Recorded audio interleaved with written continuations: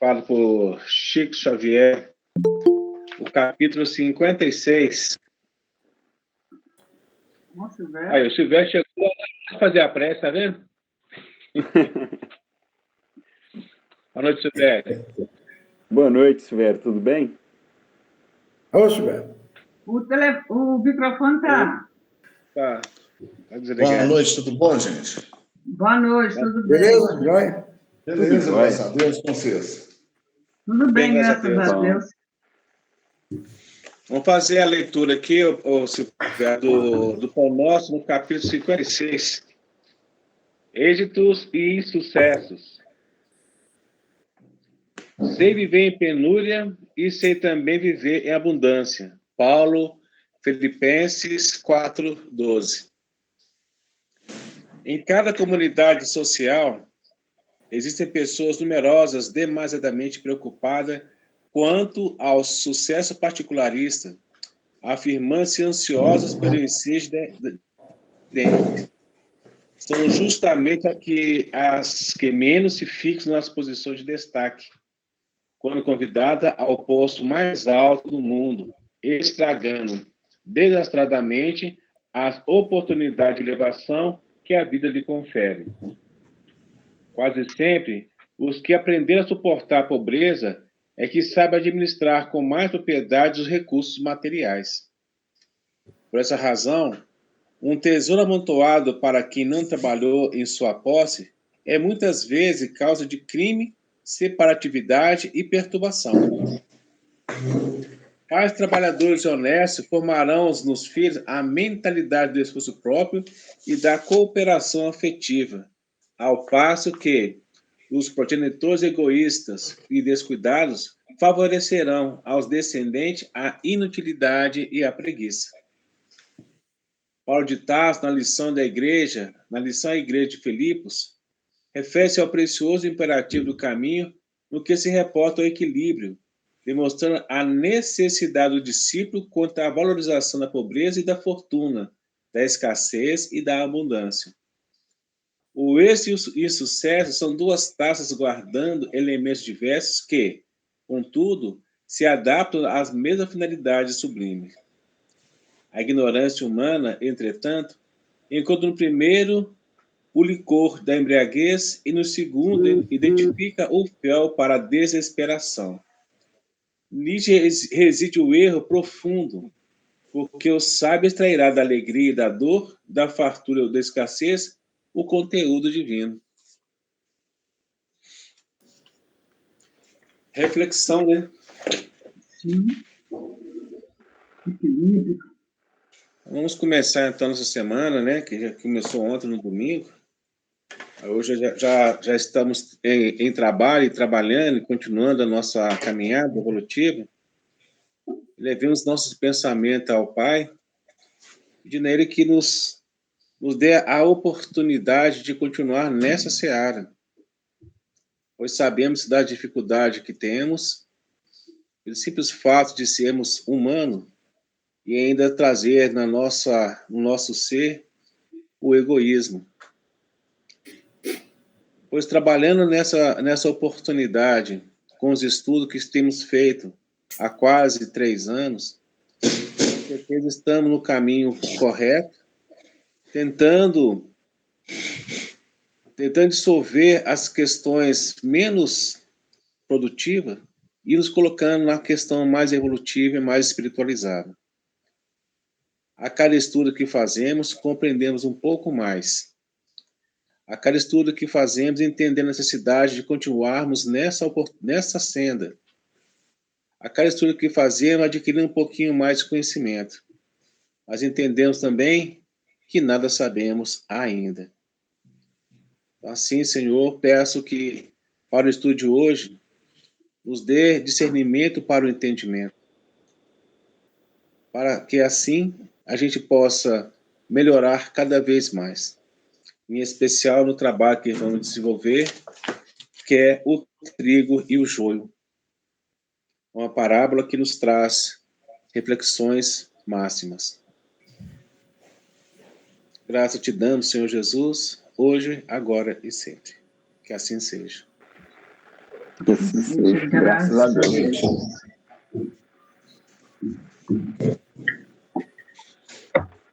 É que nem o Pedro lembrou bem aí, hoje a gente inicia o roteiro 4 do módulo 3, que é o trigo e o joio. Alguém gostaria de fazer a leitura? Eu posso Talvez fazer. eu faça a leitura, a gente vai pontuando aí e vai fazendo as considerações necessárias. O velho vai fazer. Alguém quer fazer a leitura? O Pode também. Silvério já se candidatou. Eu abri a Silvério, oportunidade aí para alguém poder fazer a leitura. Às vezes vocês já estão enjoados da minha voz. Pelo contrário, você já traz a leitura e já traz o entendimento. Agora vou pegar o nosso Paráclito, ou Paracleto, para poder fazer para nós aqui as interpretações das entrelinhas. Aí, ó.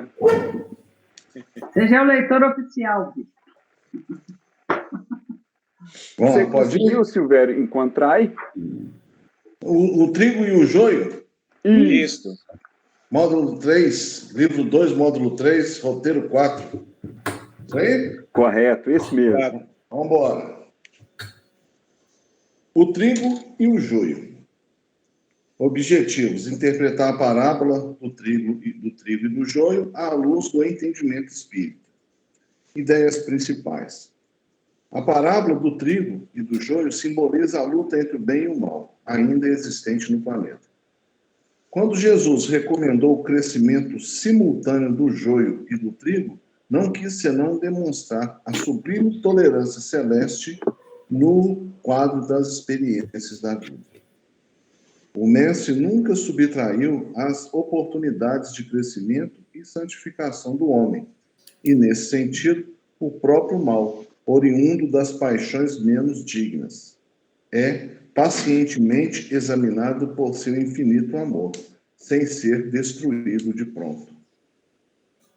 Importa considerar, portanto, que o joio não cresce por relaxamento do lavrador divino, mas sim porque o otimismo do celeste semeador nunca perde a esperança na vitória final do bem. Emmanuel Vinha de Luz, capítulo 107. Tem algum comentário aí, gente? Já vão. Não, por enquanto, Porque tá essas tranquilo. partezinhas depois vão ter aqui, né? No texto a gente... Dentro do texto a gente faz as considerações. Subsídios. Texto evangélico. Propôs-lhe outra parábola, dizendo: o reino dos céus é semelhante ao homem que semeia boa semente no seu campo. Mas, dormindo os homens, veio o seu inimigo e semeou o joio no meio do trigo, e retirou-se. E quando a erva cresceu e frutificou, apareceu também o joio. E os servos do pai de família, indo ter com ele, disseram-lhe: Senhor, não semeaste tu no teu campo boa semente? Por que tem então joio? E ele lhes disse: o inimigo é quem fez isso. E os servos lhe disseram: queres, pois, que vamos arrancá-lo? Porém, ele lhes disse: não, para que, ao colher o joio, não arranqueis também o trigo com ele. Deixai crescer ambos juntos até a ceifa. E, por ocasião da ceifa, direi aos ceifadores: colhei primeiro o joio e atai-o em molhos para queimar, mas o trigo ajuntai-o no meu celeiro. Mateus capítulo 13, versículos 24 a 30. Esta parábola tem um significado que pode ser assim expresso. O campo somos nós, a humanidade. O semeador é Jesus.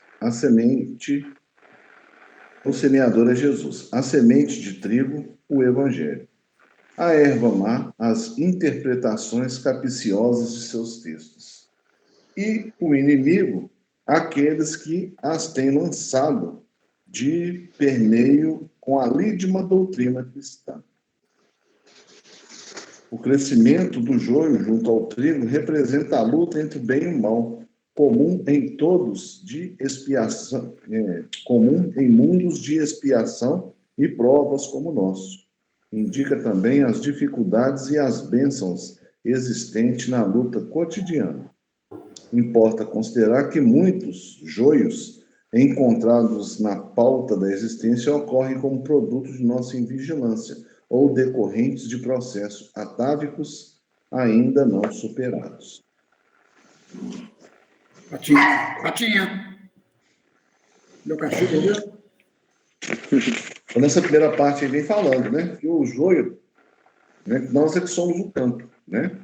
Que Deus semeou só trigo, né?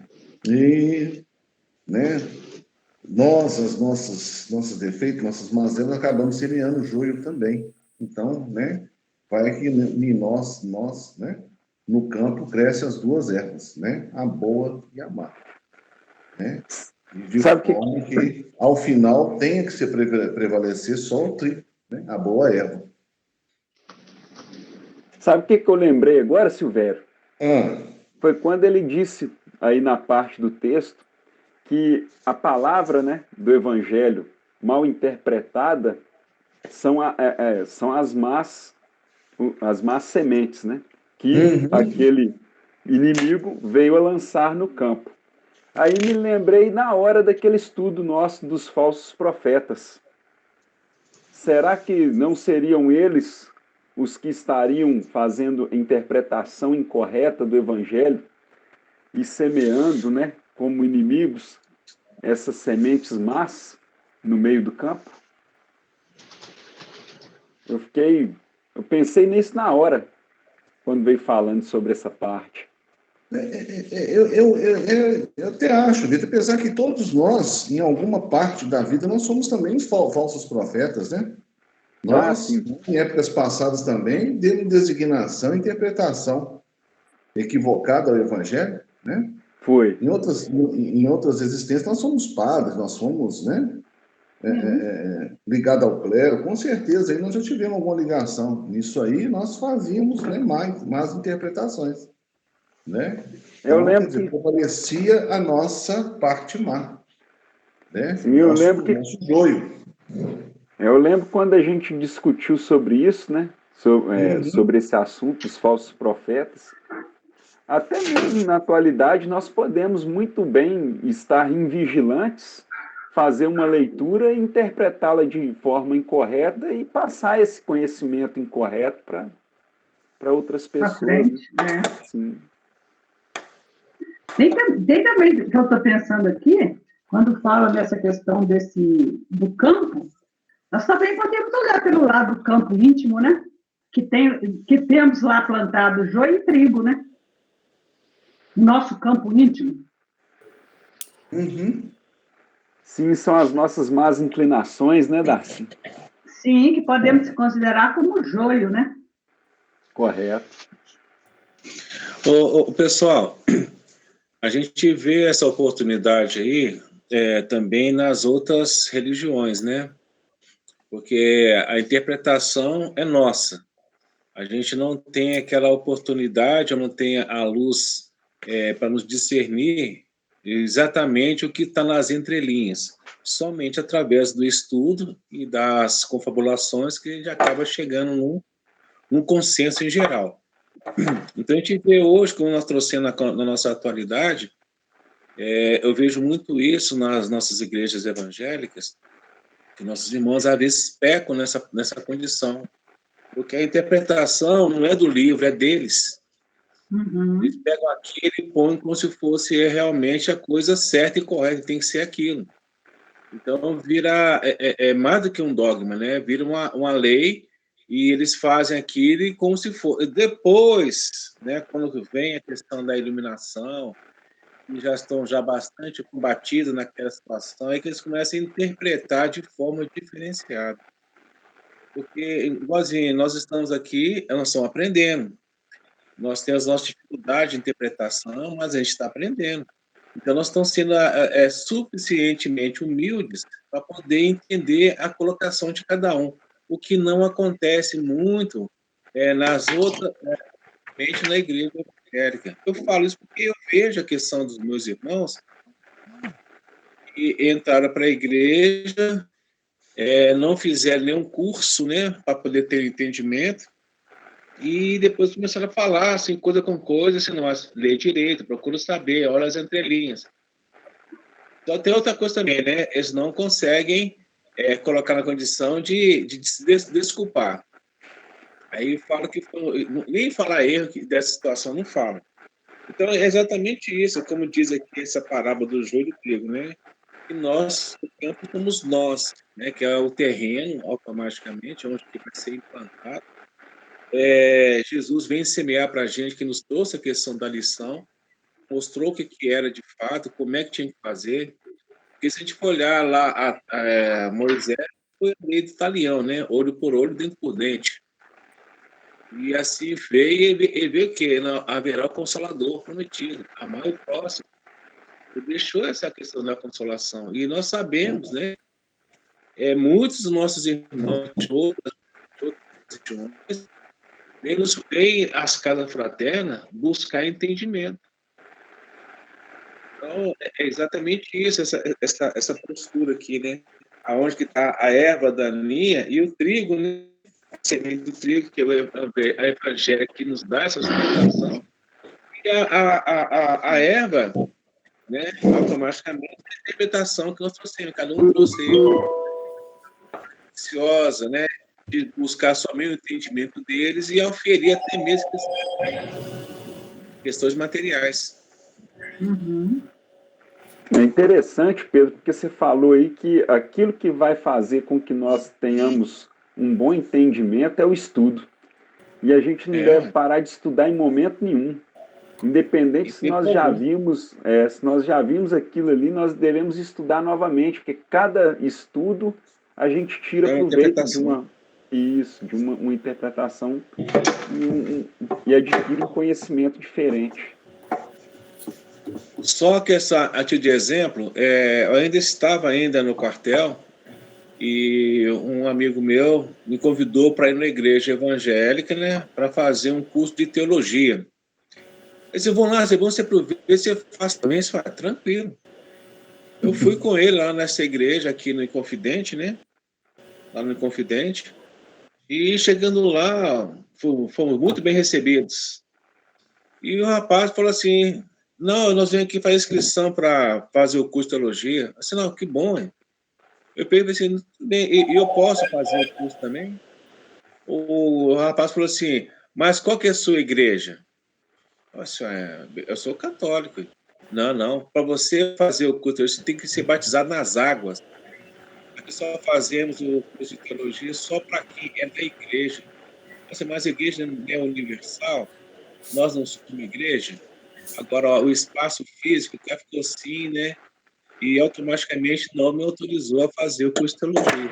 Eu fazia parte da igreja dele. Uhum. Ó, pra você ver. Olha o joio e o trigo aí, ó. Sim.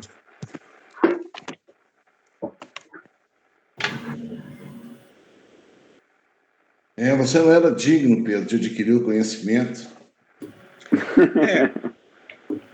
Agora eu estou nessa seara, né? Eu comecei a entender, busquei. Agora não sei se ele está ainda nessa condição, né? Mas é isso, né? Cada um no seu caminho, né? Deve estar, obviamente, tirando proveito dele lá no caminho dele, com certeza. Quando chegando finalmente, ele vai assim, puxa, por que eu não ajudei aquele moço naquela época? Pois é, perdeu a oportunidade. Continua? Pode continuar aqui? Continuemos. 2. Interpretação do texto evangélico. Propôs-lhe outra parábola, dizendo: o reino dos céus é semelhante ao homem que semeia boa semente no seu campo.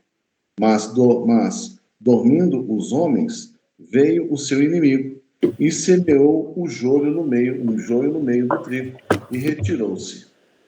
Mateus capítulo 13, versículos 24 a 15. Os ensinamentos, dois pontos.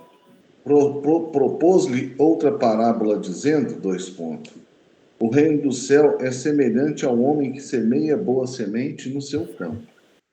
Indica que o homem, que o homem que semeia é Jesus, nosso orientador maior e agricultor divino. A boa semente é o seu evangelho de luz e amor, que nos concede os meios de nos libertarmos das nossas imperfeições. A humanidade representada pelo campo indica os espíritos encarnados e desencarnados no processo de aperfeiçoamento. O homem que semeia a semente no seu campo é uma assertiva aplicada a nós próprios noutro sentido. Demonstra que possuímos um campo de atuação característico do nosso nível evolutivo, onde desenvolvemos experiências importantes de aprimoramento espiritual. À medida que evoluímos, descobrimos a necessidade da seleção de valores que devem ser aplicados nesse campo. A boa semente representa, pois, a semeadura de valores morais e intelectuais. Jesus tem o seu campo de serviço no mundo inteiro. Nele, naturalmente, como em todo o campo de lavoura, há infinito potencial de realizações, com faixas de terra excelente e zonas necessitadas de arrimo, corretivo e proteção. Quer comentar, professor Tec? De quem é o gatinho? É meu. Ele quer fugir? Vai Ele pra quer conta. fugir, Tony? Hã? Olha, Quem participar? Eu vou lá abrir a porta para ele, que ele quer ir para que tal. Vai lá.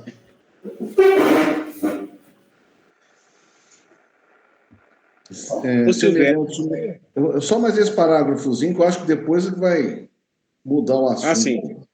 Semelhantemente, nos esforços de semear a boa semente, devemos estabelecer condições propícias ao surgimento e manutenção da harmonia, da segurança e da paz na própria vida. Né? Eu ia falar alguma coisa. Ela está simplesmente trazendo tudo o que nós falamos anteriormente.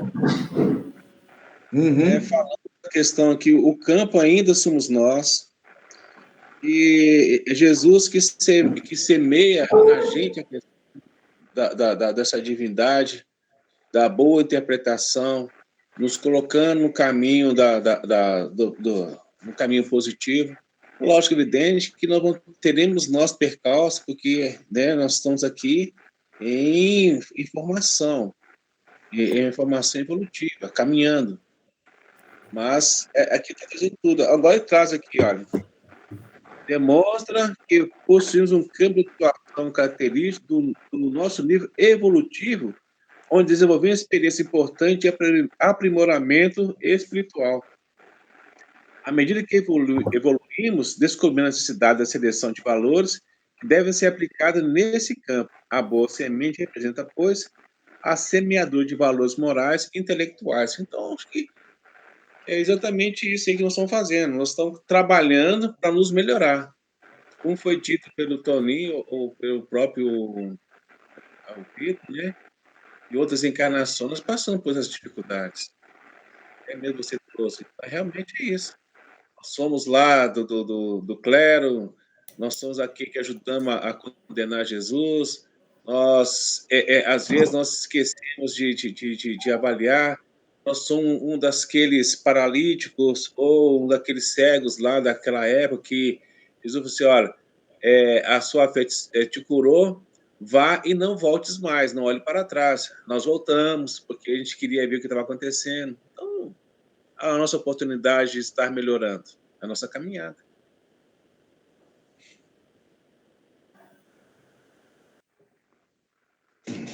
E esse semear, né, Pedro? Não, né, aí, obviamente, que se refere ao Evangelho, mas durante toda a história da humanidade foi semeado, né? As boas sementes, né? Através dos Sim. profetas, né? Né? Todos aqueles que antecederam Jesus, né? E depois, agora, né, finalmente, vamos dizer assim, né? Nessa era, né? Chegando ao final dessa era, dessa etapa evolutiva do planeta, aí veio o Evangelho, né? E aí é aquela questão, né? O que vai prevalecer, né? Claro, no final vai prevalecer o Evangelho, lógico, bem, né? Mas no momento, o que nós estamos deixando prevalecer no nosso campo, no nosso canteiro? Prevalecer o joio ou o trigo, né? Será que nosso É campo isso está que você faz. adubadinho, está preparadinho, né? Lá em Mateus fala o seguinte, né? Propôs outra parábola dizendo: o reino do céu é semelhante a um que semeia boa semente no seu campo, mas dormindo os homens. Veio o seu inimigo e semeou o joio no trigo e retirou-se. Isso é nossa invigilância. Uhum. A nossa invigilância da gente ficar na cabeça, não, tá tudo tranquilo, não vai acontecer nada, não. Mas acontece porque a gente erra um pouquinho só. E esse errar um pouquinho, a gente volta lá atrás. Então, nós devemos dar 3 passos e voltar 2, né? E assim vai para poder solidificar a nossa caminhada. E numa pequena invigilância já foi o suficiente para ele semear sementes de joio, e aí você começa a colher joio, aonde você pega e começa a fazer ter determinadas ações que não condiz com o que você está estudando e aprendendo para evoluir. Agora, foi interessante que você falou, Pedro, porque a todo momento, né, desde que a gente estudou sobre orar e vigiar, você vê que a todo instante ele está citando isso novamente, né? A vigilância. Como você disse aí bem, nessa própria parábola, né, ele citou isso novamente. E eu não tinha percebido. Bacana. Mas o que acontece com a gente, né? Nós colocando a condição que nós sabemos tudo e nada sabemos. É aquela situação que você vai sair de casa de manhã cedo para trabalhar e você não se prepara espiritualmente para poder sair da sua casa, do seu conforto, da sua segurança. Esquecemos que lá fora existe um tanto de pessoas que estão querendo te atacar de alguma forma, seja materialmente, seja espiritualmente. Quando você sai da sua casa com a sua mente voltada, com a sua proteção, automaticamente, aquele que chegar para você naquele momento ali vai ser combatido. Ou você vai estar preparado para aquela situação, você vai estar pronto, peraí, o que eu vou dar de resposta, o que eu vou fazer para continuar a chegar nesse ponto. Agora, quando você sai, né, já despreparado, como a gente sempre sai, atrasado, nossa, se eu estou atrasado, vai ser difícil hoje, meu dia vai ser complicado, não, e o trânsito vou pegar uns lotados, uns vai quebrar. Aí o que acontece? Tudo que eu quero acontece, porque eu estou somatizando. Aí essa nossa invigilância nos coloca nessa condição. Nós estamos vivendo já 2 anos e meio nessa pandemia. Nós tivemos aqui no nosso grupo, que me parece, acho que só o Toninho que teve o problema, né? Que chegou a pegar a Covid. Então é o seguinte, agora acontece, nós estamos vigilantes, nós estamos aqui nos resguardando, fazendo de tudo, mesmo sabendo das condições que está tendo. Agora, se a gente fosse invigilante, não estivesse aqui sabendo o que está acontecendo, não estivesse nos preparando, nos resguardando espiritualmente, e mostrando para os outros, gente, vá, mas tome cuidado. Se fizesse isso, quantos colegas nossos que perderam a vida em função disso? Pessoas que estão conosco aí no dia a dia, está na labuta, está na igreja, está na seara espírita, Quantos que foram? Então, aí tem aquela condição. E aí, o que está acontecendo? É a nossa vigilância? É a nossa falta de preparo? Então, a gente vê tudo isso. Aqui está falando justamente isso. Que o reino do céu é semelhante ao homem que semeia boa semente. Então, vamos semear boa semente, mesmo sabendo que, às vezes, nós fazemos as coisas erradas. Mas é o seguinte, a cada caso errado que eu faço, aí tem uma coisa para poder... Opa, vamos colocar na balança aqui, ó. Vamos pesar. Então, eu acho que isso está acontecendo, de certa forma, com muitos, né? E a gente, às vezes, podemos nos colocar nessa condição que não é que então somos melhores, não, pelo contrário. Nós estamos sendo vigilantes e semeando uma boa semente. Estamos no esforço, né, Pedro? Exato, é no trabalho. No esforço. E quando nós estamos no esforço, é o que fala lá no Livro dos Espíritos, na questão 909. Se esforçarmos um pouquinho para sair no caminho do bem. Eu estou pensando aqui o seguinte, porque sempre essas parábolas começam, o reino dos céus. E aí eu estou lembrando do livro Boa Nova, que quando Hanan está lá, Hanan, acho que é Hanan mesmo, está lá interrogando Jesus, ele pergunta, o que vieste fazer aqui, Galileu? Que ele fala que eu vim fundar o reino dos céus. O reino dos céus, o que significa isso? Aí ele responde lá para Hanan, o reino dos céus é obra divina no coração dos homens. Então, toda hora que eu pago uma parábola dessa, assim, que fala assim, o reino dos céus, eu lembro dessa resposta de Jesus para o Hanan, falando com ele, que esse reino dos céus é obra divina no coração dos homens. Então, ele veio com essas parábolas todas para nos ensinar. É um ensinamento de cada um de nós. Então, eu volto de novo lá na questão da reforma íntima, no nosso reformar o nosso interior. Eu sempre estou visando essas parábolas nessa questão de nossa autotransformação, né? Tem uma coisa também, André, você citou-se muito, muito bem a sua colocação, a questão do homem velho, né? Sim, o homem velho, ele está ali agarradinho no nosso calcanhar e não quer mudança, porque a mudança, ela transforma, ela é transformadora. E quando você se desliga, não é se desligar do velho, o velho é importante para que você olhe de onde que você veio e para onde você vai. Mas se eu continuo com as mesmas manias, com os mesmos vícios, eu cresci? Não. Eu estagnei, estou ali a mesma coisa, eu não quero mudança. É isso que vai acontecer. É o que o Silvério trouxe, da questão que nós já estivemos lá atrás, é o homem velho que já esteve lá atrás, envolvido com tudo isso. E não quer mudar. E não quer mudar. Lá no livro de Palavras de Vida Eterna, né? Lá no capítulo 1, aí vem nos trazendo a questão de recomeçar. Aí fala o seguinte, ninguém põe remendo de pano novo em vestido velho.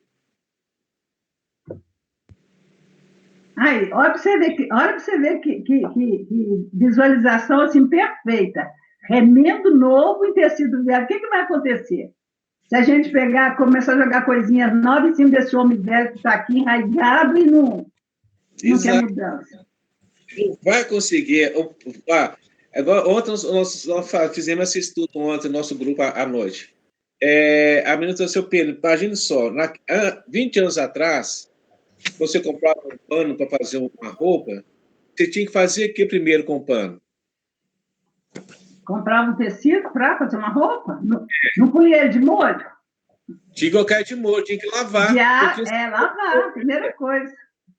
Agora, se eu vou lá e compro um pano novo e põe na roupa que já está surrada, quando a primeira lavada que ele fizesse, fez o quê? Ele ia encolher e estragar. Ou então, se eu não fizesse essa questão de colocar ele de molho, lavar ele primeiro, eu tirar as medidas que eu tenho, quando eu fosse vestir, a primeira lavada, automaticamente não ia servir mais. Não ia servir mais.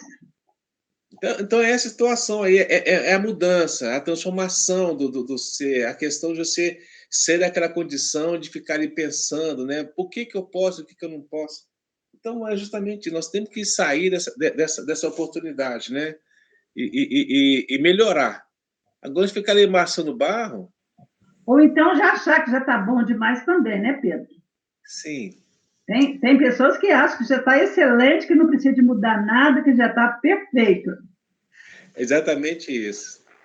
Pois é, mas eles esquecem, né, Darcy, da lei do progresso, que é o tempo inteiro a gente está progredindo. Sim, muito bem. O progresso ele não para, ele é contínuo, né? Contínuo. É todo dia, né? Sim. Todo dia. Espera só um minutinho. O que foi? Ô, Toninho, você está calado, você não trouxe nada para nós, Toninho. Estou só ouvindo. Não. Ouvir permeia o cérebro, sabe? Estou todo. Uma coisa muito interessante que a gente observa aí, que há 2 semanas atrás nós estudamos aí a parábola do semeador. Exato.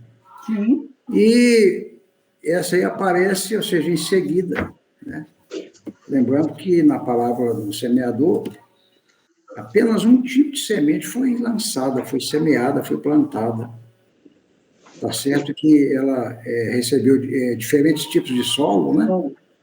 Mas nós vimos ali o porquê de tudo aquilo. Ela era trazida para uma questão da atualidade, ela era, evidentemente, uma forma que o semeador, que no caso era Deus, né? Ou como queira, o Criador, ele está lançando-a, ou seja, o seu evangelho, as diversas categorias de conhecedores. Alguns lá que caíram em solo rochoso, outros saíram em solo fértil, por aí afora, etc. E tal, né? Agora, que é diferente do que nós estamos ouvindo agora. Bastante diferente. Eu acho que tem tudo a ser, na minha opinião, o grande significado dessa palavra ensina hoje para nós a realidade que existe entre o mal e o bem, como já existiu. Jesus, no passado, quando ele posicionava lá no princípio da proposta crística, ou seja, do encaminhamento às igrejas, digamos assim, lá do cristianismo primitivo, né? Houve assim, uma dificuldade muito grande de acertos, e nesses acertos, no meio desses acertos, existiam os erros também. Então, a gente vê que o significado de tudo isso aqui denota uma realidade nos dias de hoje, e até na época, ou qualquer que será, da existência entre o bem e o mal. E não é só isso, né? E a gente vê que ela aponta aí, quando ela fala pela segunda vez em ranger dos dentes, não tem isso aqui, que eu acho que eu ouvi ler aqui. Nós vimos na semana passada, lá no capítulo, ainda nesse 13, num estudo anterior, que falava disso aí. Que era ranger de dentes. É o reino dos céus, a rede lançada, é da rede. Então, o que acontece? O que eu entendo disso aí? Mas essa questão de entre o bem e o mal, ela é uma necessidade, não só para o homem a caminho, como para o espírito quando retorna. Nós vimos aí que muitos que tinham cabedal de conhecimento, ainda no plano espiritual, no seu retorno, na sua reentrada, sofrem bastante. Um exemplo disso aí que nós vemos aí, o próprio Jacó, ou Jacob, como queira.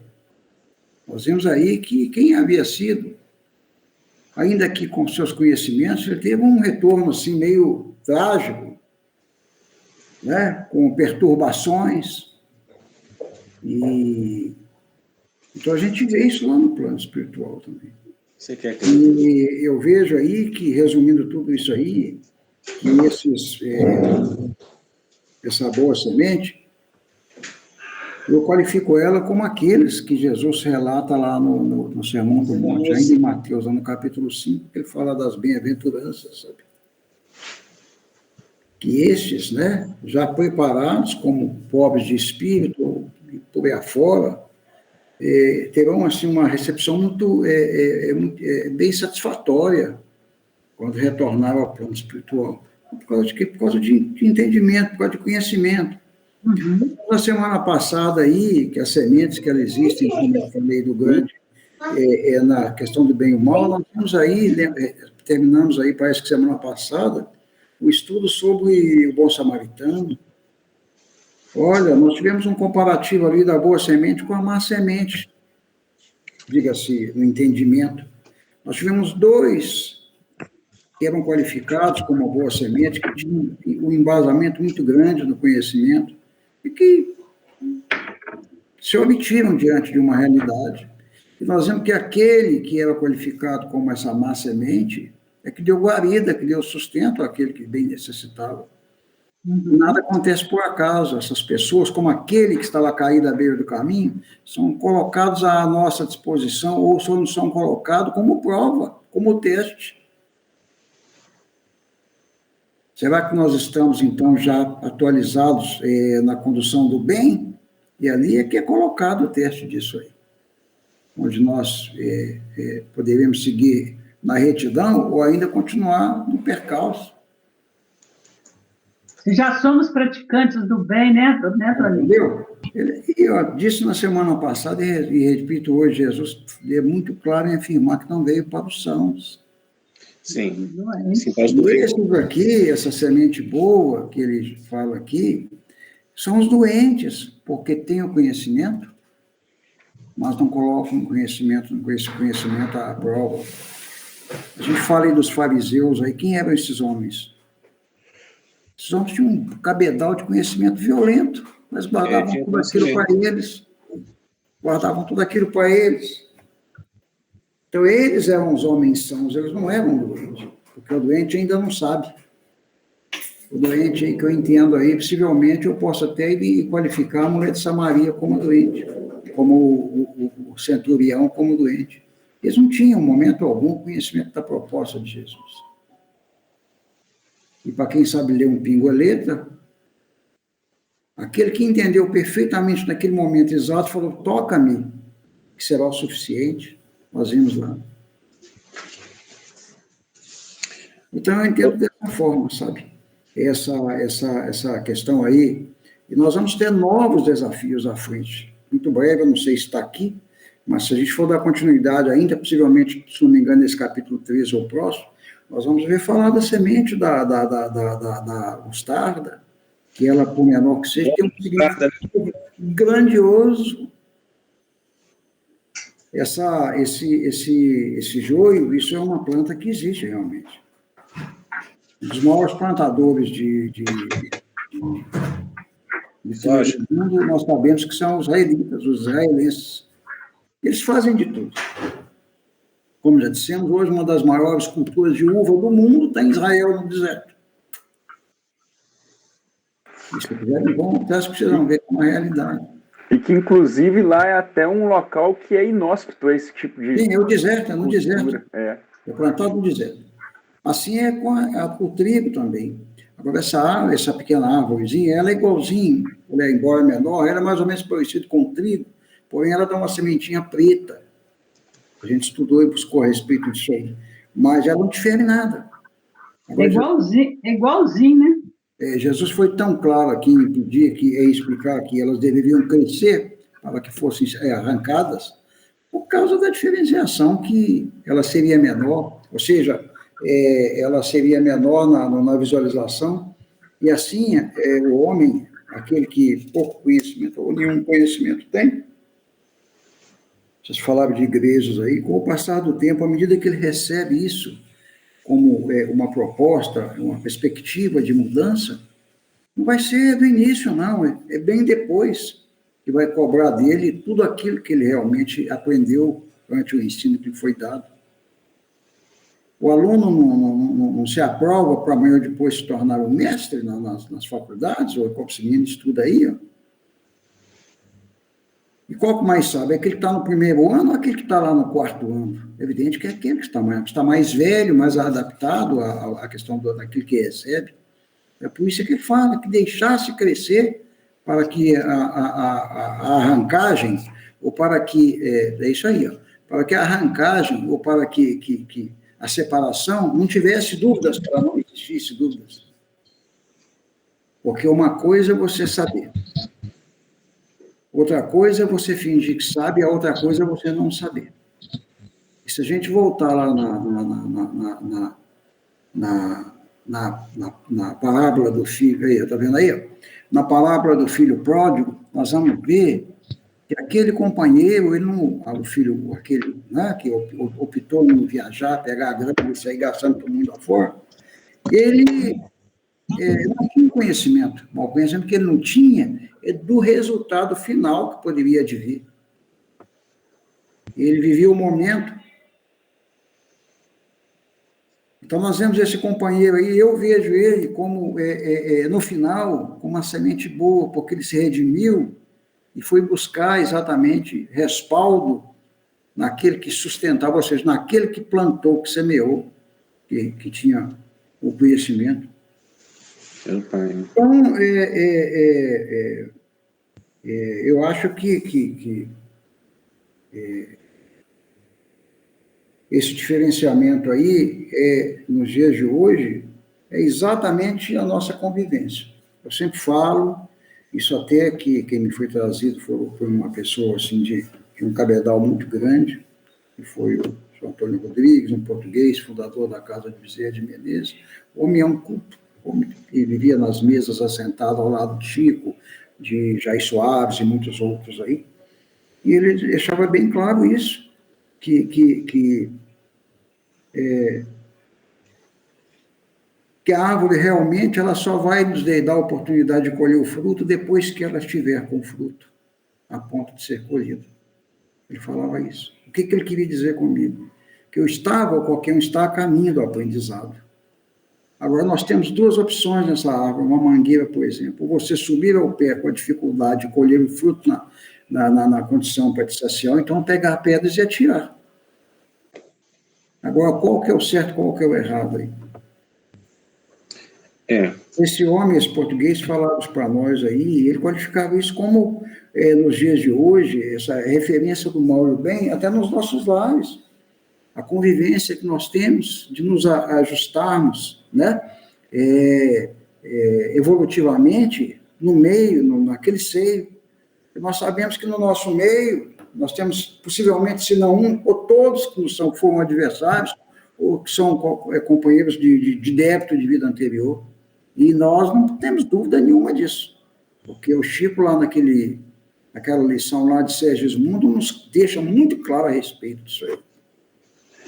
Aquele que estava habitando um novo lar ali, ele é uma composição de fatores negativos no passado, tanto um como o outro e outro para o outro. Nós vimos que o lar foi o seio para que essa reforma se fizesse. Ou seja, então, essas sementes aí, aqueles que, a boa semente, nós vimos aí que, eu entendi aí que ela já estava pronta, né? E Paulo fala que quando o trabalhador está pronto, o trabalho aparece, ou seja, essa semente já estava pronta. E essa outra que nós vimos aí, como o menino mostrou a foto aí, que é o joio, são sementes ainda que, embora elas não tenham naquele instante ali uma qualificação, mas que futuramente, pode ter certeza, que ela vai ter uma valia qualquer que seja, para que uma composição de remédio, não importa, mas ela vai ter uma condição de bom proveito amanhã ou depois. Eu aposto e tenho certeza por causa disso. Então, é isso que eu entendo, sabe? Eu entendo que estamos convivendo entre o bem e o mal, e que essa convivência, ela torne-se somente um. Eu entendo dessa forma. Então, só trazendo uma reflexão que você trouxe sobre o pranto e ranger de dentes, é Mateus 13:50. E lançá-los na fornalha de fogo, e ali haverá pranto e ranger de dentes. Nós estudamos isso aí, semana passada. Retrasada.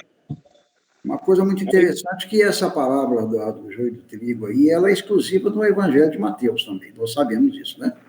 Não configura, não tem participativa nos outros evangelhos. Aí fala também assim, ó, o pranto e o ranger de dentes são as provações amargas que os espíritos endividados perante Deus e si mesmo deverão passar. O fogo depurador das reencarnações reparadoras, determinado pela lei de causa e efeito, reajustarão a marcha evolutiva. É o que você trouxe aí. Ó. Pois é. Nós vemos que no resultado final será a remissão dos ímpios, né? Digamos assim, né? Nós sabemos que você falou aí que você foi com uma proposta de estudar a teologia, mas que o elemento lá se dirigiu através de uma lei, ou seja, você tinha que ser batizado da forma que eles bem o entendessem. Mas você está aí hoje. Você não é um teólogo formado dentro da acepção da composição atual, dentro do mas você tem seu conhecimento. Exato. Jesus não fala, conhecereis a verdade isso aí é o que você está, é o que acontece com cada um de nós aí. É tão verdade que você trouxe, Toninho, que a certa feita na casa de meus pais, a minha irmã evangélica, um pastor lá, começou a pregar e tal, e perguntou para mim, eu peguei e fui lá e também falei algumas coisas em relação ao que está sendo dito. Mas nesse meio, Pedro, nesse meio existem as duas sementes. Sim. E eu digo sempre e falo constantemente, vocês devem conhecer o Zé Paulino, é lógico, evidente, mas o Zé Paulino ele é pastor de igreja, e eles convivem de uma forma maravilhosa. Eu, pelo que eu sei, porque eu tenho como assim, um grande amigo, não há diversidade na vivência do dia a dia deles. Ele já me falou que quando não sabe, ele procura saber, e se ele não entendeu, ele procura de novo. E vice-versa dentro do lado dele. Então, você vê que há essa conjunção, sabe? Então, essa questão do cunho religioso, o que vale é exatamente isso. Eu já conheci pessoas analfabetas, que eu acho que eu até contei um caso para vocês aí, de um elemento, eu sei que já não existe mais, já não está no nosso meio, que ele era altamente analfabeto.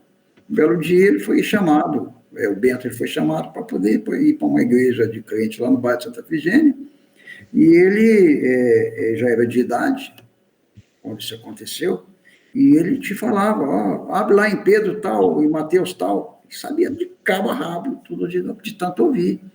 E ele andava com um menininho, um netinho dele, que quando ele parava a gente na rua, abre em tal lugar, abre em Mateus X aí, e aí ele começava a explanar para vocês, o menininho abria lá e começava a mostrar para nós, ou seja, esse homem ele teve duas formas, duas situações. Era analfabeto, mas tinha uma coisa muito interessante nele que eu via, porque ele citava aquilo com muito carinho, com muito amor, com muito carisma. E tinha luz. Sim. Sabe? Então, Pedro, isso em qualquer situação, qualquer cunho religioso, todos merecem o nosso respeito, como eu acho que vocês também sabem disso. Mas cada um segundo as suas obras. Entendeu? Então, voltando a essa questão do joio do trigo, eu vejo isso, é a convivência, para nos traz para o nosso entendimento, a convivência entre o bem e o mal, né? Nos dias de hoje. E digo, o final de tudo isso aí, o que a gente chama de ímpios, né? Você pode ter certeza que eles serão resgatados, você pode apostar. Com certeza.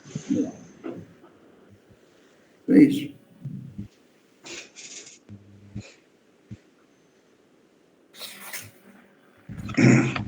Vamos prosseguir aí? É bom? Vamos, É bom. vamos prosseguir. Pode ir? Então, vamos lá. Outra assertiva, 2 pontos. Mas, dormindo os homens, veio o seu inimigo e semeou joio no meio do trigo e retirou-se. Nos conduz a 2 reflexões. Uma relativa à necessidade de repouso após as atividades. Outra associada à preguiça. Em O Livro dos Espíritos, aprendemos que o descanso físico e mental é lei da natureza.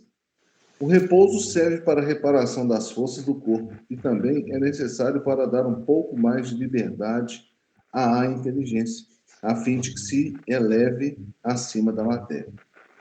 Entretanto, devemos aprender a discernir descanso de ociosidade. Urge, Interessante isso aí, né? Você diferenciar a ociosidade do descanso. Que a grosso modo, se nós olharmos, é a mesma coisa. Por favor, continue.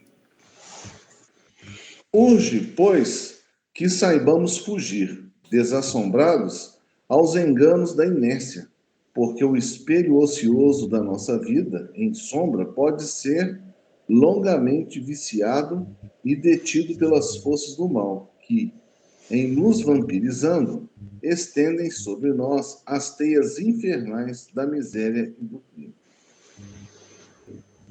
Veio o seu inimigo, pode simbolizar adversário, pessoa que não simpatiza conosco, ou paixões e vícios que ainda albergamos. A despeito de ambos serem um instrumento avaliador do progresso que tenhamos alcançado, não devem ser objeto de inquietações. Perante qualquer tipo de inimigos, devemos dar sempre o bem pelo mal, a verdade pela mentira e o amor pela indiferença. O adversário, em qualquer contexto, representa as perigosas infiltrações do mal. Como fazem? Oi? E como que essas infiltrações aparecem quando a gente está assim em vigilante? O mundo está cheio de enganos dos homens abomináveis que invadiram os domínios da política, da ciência, da religião e ergueram criações chocantes para os espíritos menos avisados.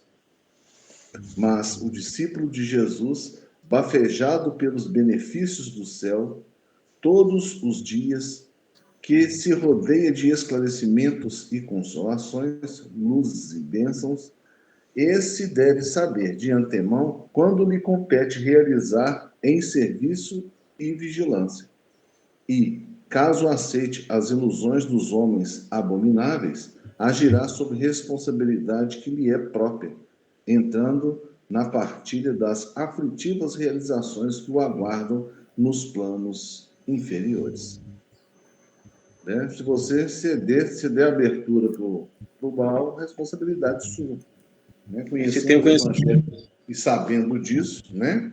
Manter vigilante. A ociosidade, principalmente da área pensamentiva, ela te facilita, por essa ociosidade, não só a abertura, mas o engajamento de todo e qualquer tipo de erro, maldade, questões importantes, mal, por aí afora. Quer dizer, é bem diferente realmente do repouso, né?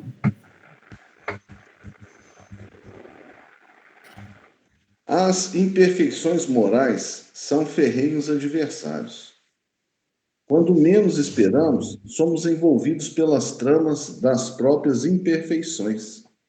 Daí a importância do conselho de Jesus sobre o vigiai e orai. Mateus, capítulo 26, versículo 41. Essa é uma outra situação, Silvério, muito interessante, porque até hoje mesmo, com todo respeito, viu? O menino aí falou de orar e vigiar, e que todos realmente falam dessa forma. Nós vemos aí que o correto é vigiar e orar, porque nós temos que vigiar primeiro, para não cairmos em tentação. E aí, sim, após essa reflexiva, você iniciar as suas preces. É o que Jesus fazia todas as noites, quando ele ia ao monte. Todas as noites. Quanto é lugar que você vê lá na palavra, e Jesus foi ao monte. Então, essa vigília, esse vigiar, que vem de vigília também, era um processo que ele se interiorizava com a comunicação direta com o Criador, com o Pai. Então, ela realmente é uma necessidade de vir primeiro para que nós realmente saibamos o caminho, ou seja, o destino que a gente vai tomar ante qualquer situação.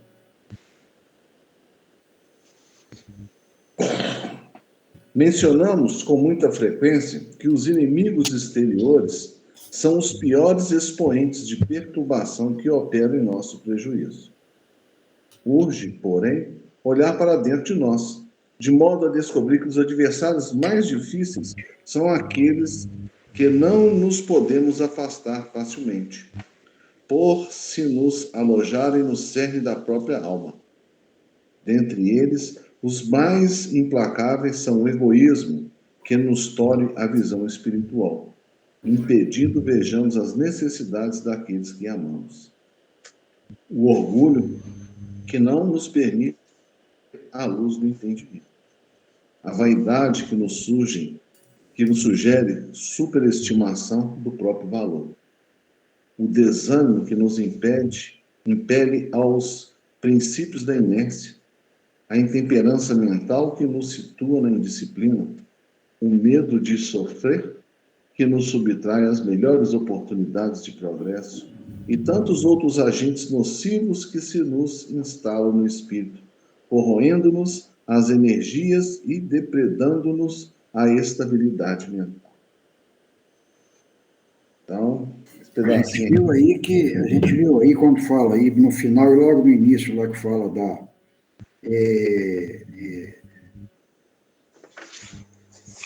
dos adversários que se alojam na cerne da própria alma.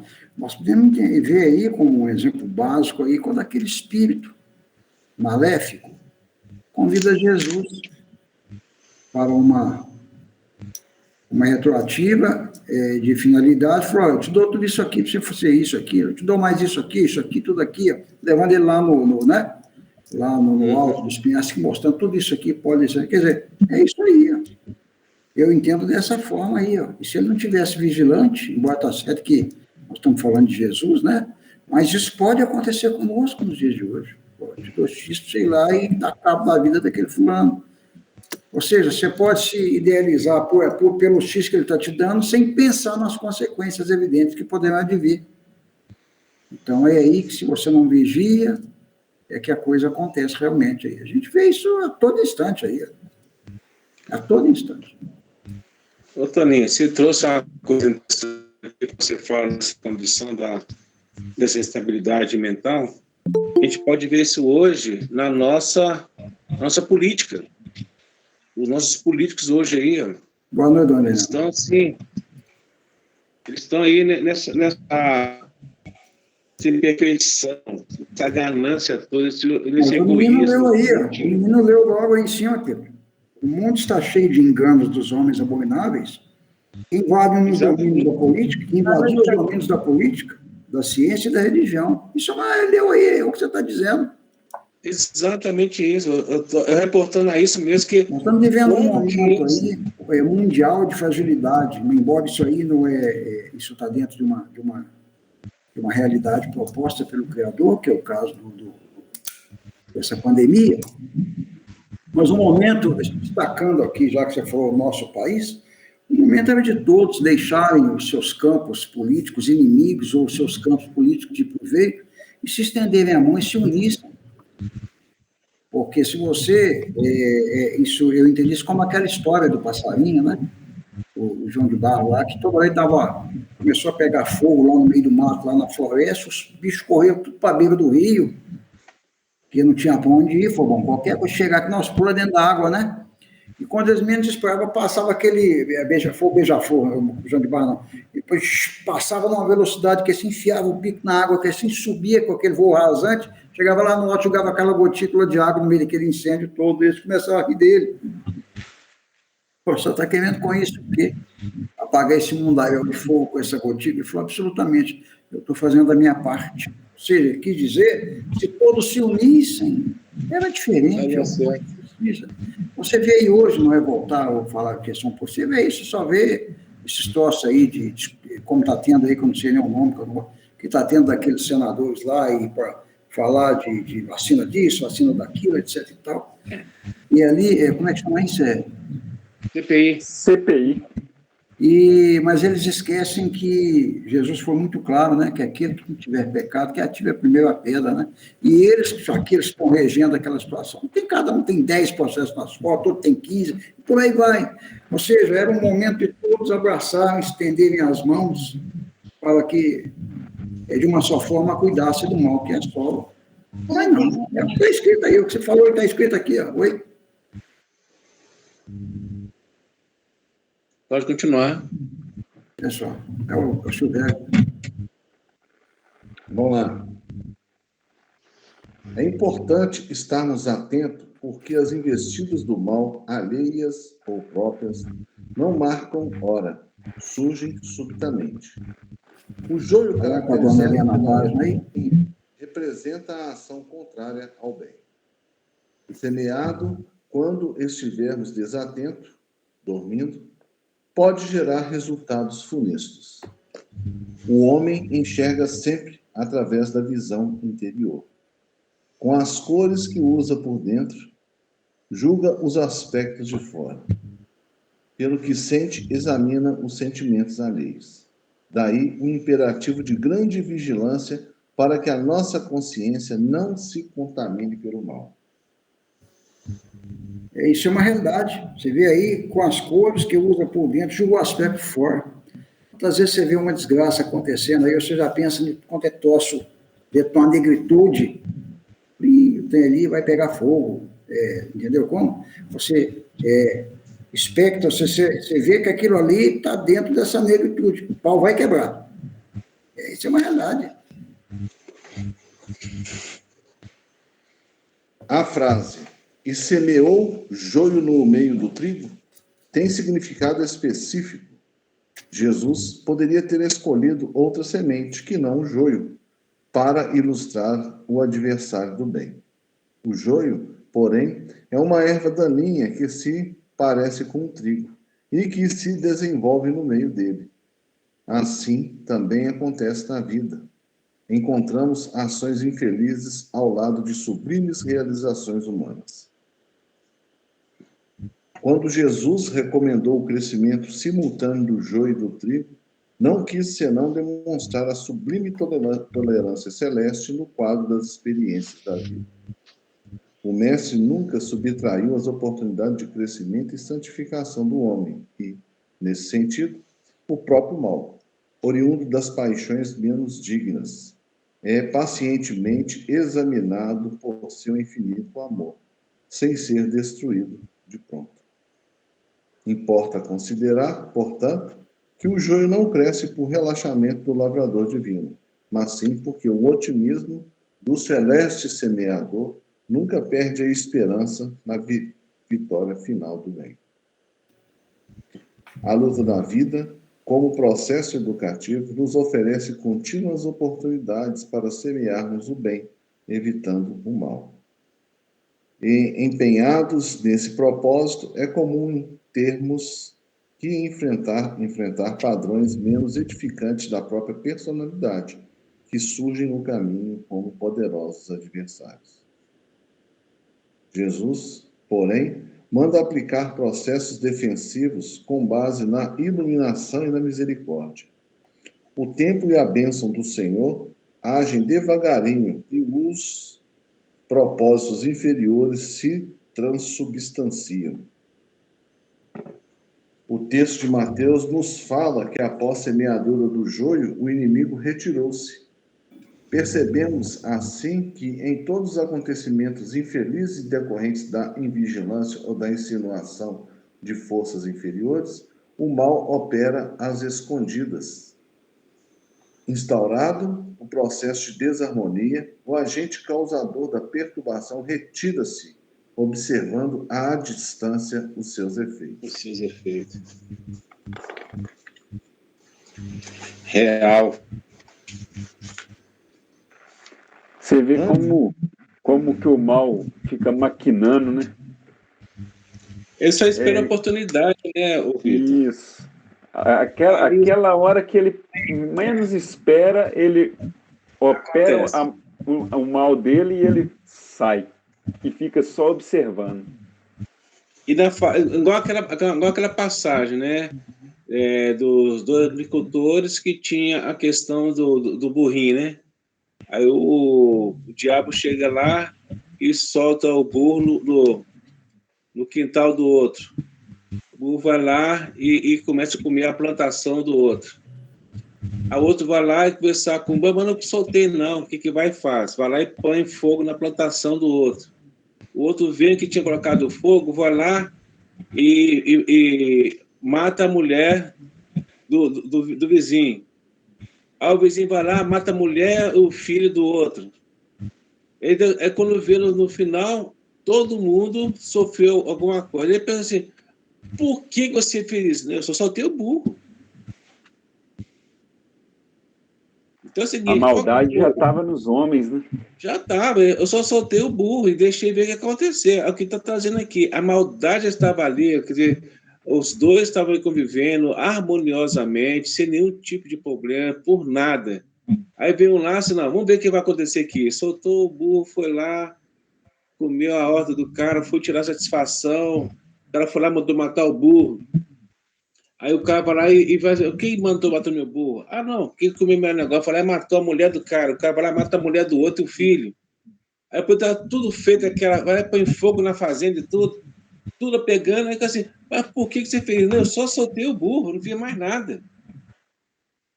Ele estava esperando justamente a oportunidade da fragilidade humana e de tentar se entender um com o outro e ver assim, mas por que aconteceu? Vamos tentar ver o que está acontecendo? Não, mas é mais fácil a gente partir para a ignorância. Ele não fez nada, ele só soltou o mal. Sim. Não fiz nada, só soltei o mal. Eu não fiz nada, só soltei o burro. Complicado. É o que aconteceu aqui, ó. É o que está trazendo aqui, ó. Olha lá. O texto de Mateus nos fala que após a semeadura do joio, o inimigo retirou-se, percebendo assim que todos os acontecimentos infelizes é decorrente da vigilância ou da insinuação de forças inferiores. O mal opera escondida, estará no processo de desarmonia, o agente causador da perturbação retira, observando à distância os seus efeitos. Então, Nós temos que estar vigilantes mesmo, porque nós estamos no mundo de provas e expiações, onde o mal prevalece sobre o bem. Então, aqui, nós temos que estar sempre vigilante, né? Porque se aqui o mal prevalece sobre o bem, se não estivermos vigilantes... Só um negocinho que está faltando aí para o outro tópico, aí o outro tópico a gente deixa para semana que vem, né? Vai estar... Ante as devastações. Mas a verdade é que na sua constituição, o ser, tanto espiritual como material, ele tem por igualdade dentro de si a mesma quantidade do mal como do bem. Não é que um tem 60%, outro tem 40%. Ele está dentro do livre-arbítrio dele. É qualidade para o livre-arbítrio. Você também falou que como é que é o mal, que você falou aí, Dácia? No mundo de provas e expiações, o mal prevalece sobre o bem. Em contrapartida, Jesus fala que o bem prevalece sobre o mal. Sobre o mal. Sobre o mal. Então, nós que somos espíritos a caminho, estamos aí buscando. E isso indifere do mundo, presumo eu. Eu entendo que isso difere do mundo. Se você, em qualquer lugar, tiver essas situações por igual, está no seu livre-arbítrio de utilizar. Eu entendo isso como lá a proposta lá das portas que Jesus relata. Entendeu? Porta larga e porta estreita? Você utiliza, a bem da verdade, a porta que você achar que deve. Isso é de cada um. Sabendo das consequências, né? Oi.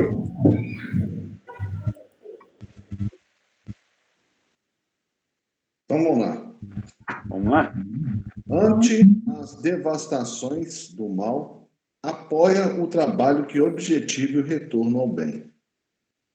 Onde haja desastre, auxilia a restauração.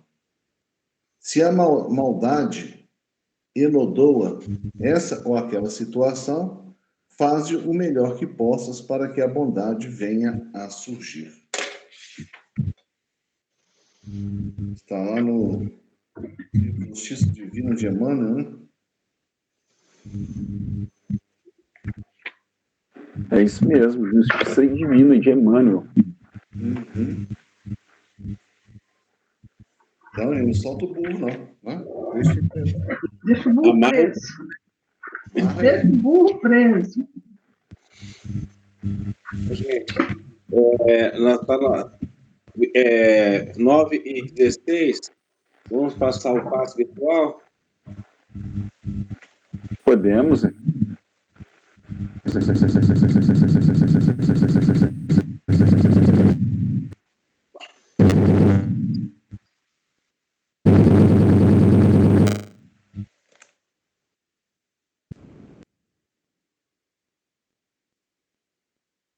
Foi umas 300 páginas de uma vez.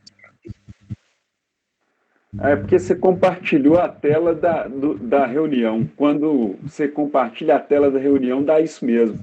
Vai abrindo uma janela atrás da outra. É.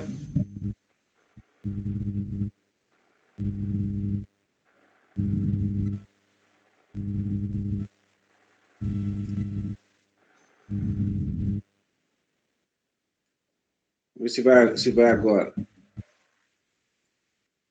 Tem que fazer a prece primeiro, né? A prece Antes do passe, né? Sim. é a prece antes do passe. Aí, quem faz para nós a prece aí? Sempre a dona Helena, né?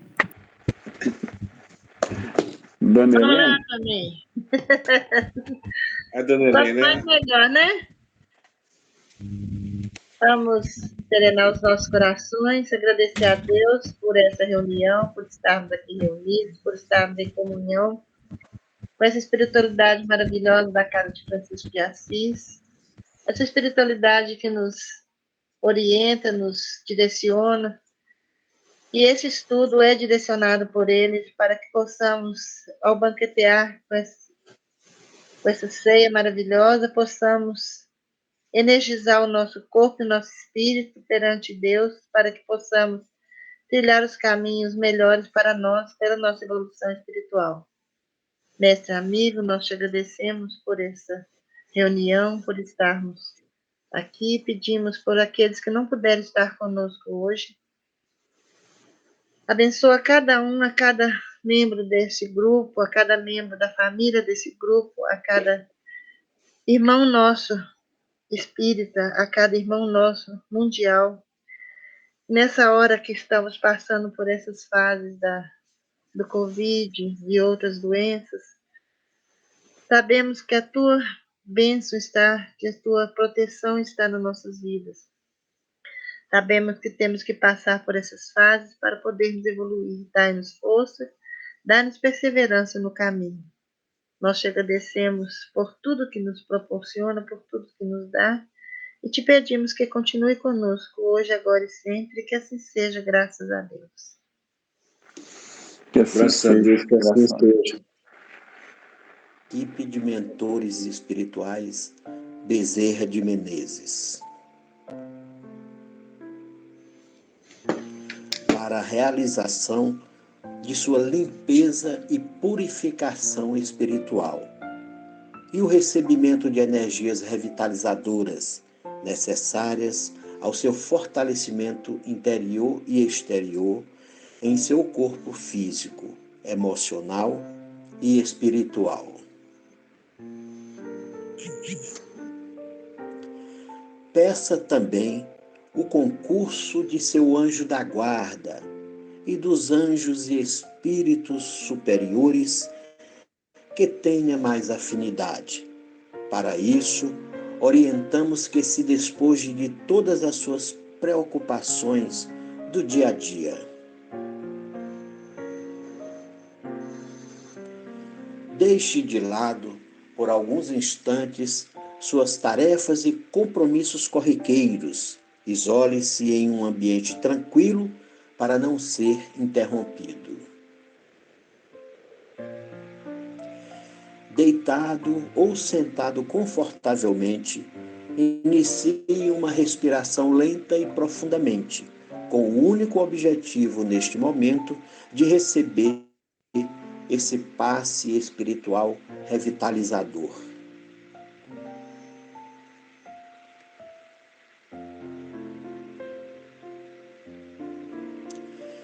Deixe-se relaxar e aproveite toda a beleza, o prazer e os benefícios que advirão desse momento de refazimento físico, emocional e espiritual. E se por acaso, nesse relaxamento, você entrar suavemente em sono profundo, peça que sua mente inconsciente acompanhe a narração do passe espiritual e siga todas as orientações pedidas.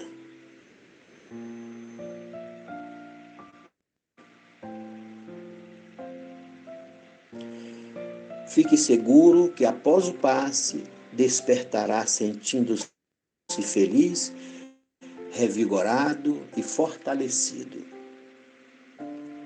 Para sintonizar com a espiritualidade superior, busque elevar o seu pensamento no amor a Deus, ao próximo e a si mesmo, com sentimentos de bondade, caridade, perdão e alegria pessoal.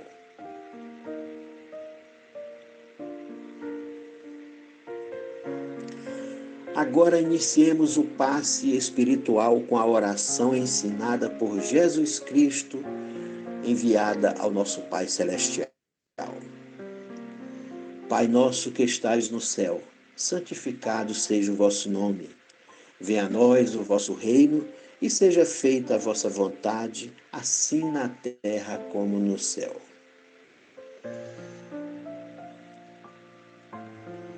O pão nosso de cada dia nos dai hoje.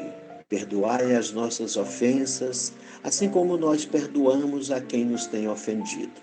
E não nos deixeis cair em tentação, mas livrai-nos do mal.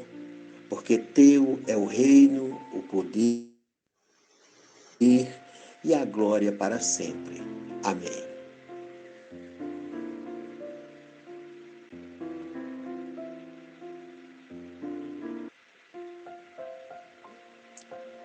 E nesse instante, iniciamos o nosso processo de limpeza e purificação espiritual. Assim como as folhas secas e inúteis das plantas caem periodicamente e são levadas pelo vento para sempre, e para nunca mais voltarem, permita que todos os vossos pensamentos inúteis e perniciosos sejam desalojados de sua mente.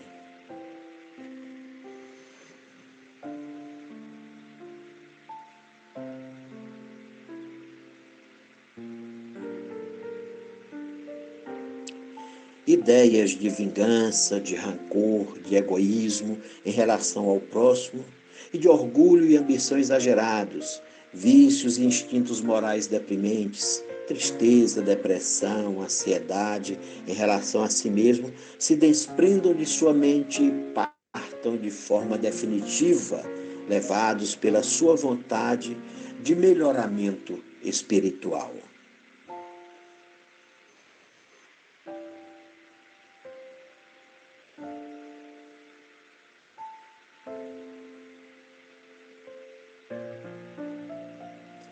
Também permita que todos os sentimentos negativos e inferiores, como a mágoa, a raiva em relação ao próximo, a falta de paciência, o desânimo e a tristeza, o ódio e a indiferença, se desprendam de seu coração, aliviando-o do peso destes sentimentos negativos e sejam levados para bem longe de si, de forma inexorável e permanentemente.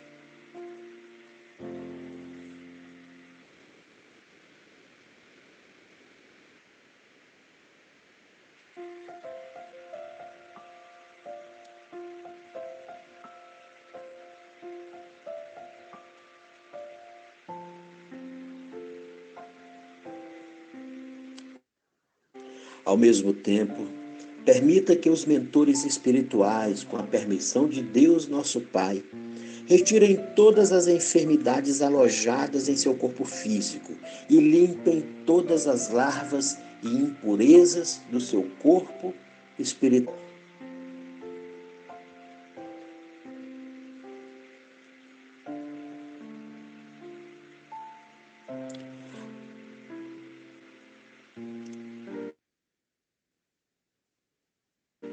Para jamais voltarem a lhe adoecer o corpo físico, emocional ou espiritual.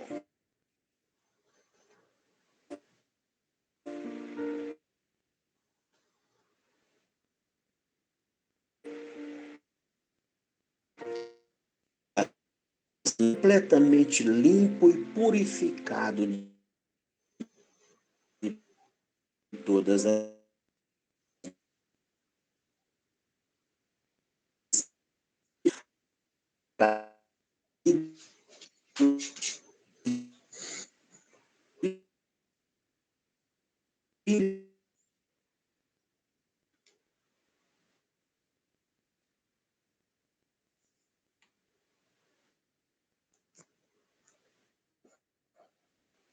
furtiva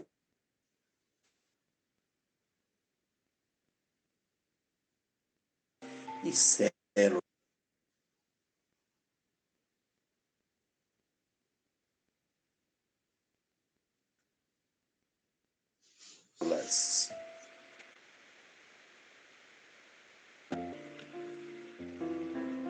Pensamentos e sentimentos que adentram em sua mente e em seu coração, como o amor, a caridade, a generosidade e o perdão, a fé e a esperança, o otimismo e a alegria, a paciência e agem para enfrentar os desafios.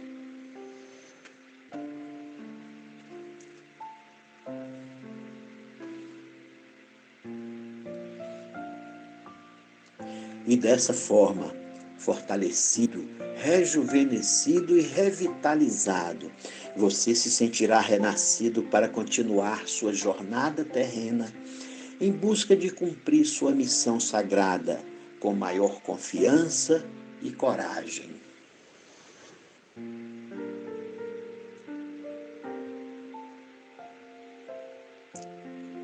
Com mais certeza de poder alcançar o sucesso e superar todos os desafios e provas, com mais sabedoria e convicção de ter aprendido as lições necessárias da vida, com maior capacidade de suportar dores e sofrimentos necessários à sua evolução espiritual.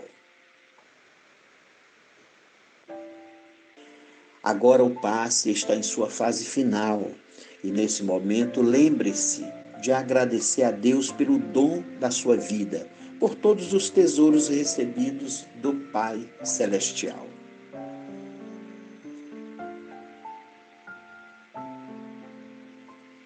Agradeça pelo seu corpo e pela mente, por todas as experiências vividas, boas e más, sabendo-se que tudo que recebeu de Deus e da forma que recebeu foi visando seu próprio adiantamento espiritual.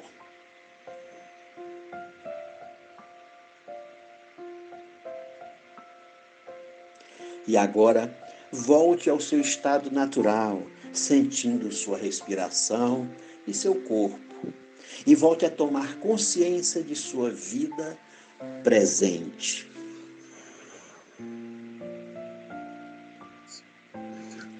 Sinta-se feliz e rejuvenescido pela experiência vivida com o passe espiritual. Assim seja. Amém. Assim seja. Que assim seja. Que assim seja. Que assim seja. Teve algumas interrupções aqui. Está ventando aqui. Oi? todos. Boa noite, velho. Boa noite, Silvério. Boa noite, Boa noite. Vitor. Boa Boa noite, noite. Pedro. Boa noite, Darcy. Toninho. Boa noite, Helena. Boa Boa noite. noite. Fiquem com Deus, viu, gente? Tchau. Com Até Deus também. quinta. Até Tá bom. quinta. Até tchau, tchau. Um abraço, então. Fique com Deus.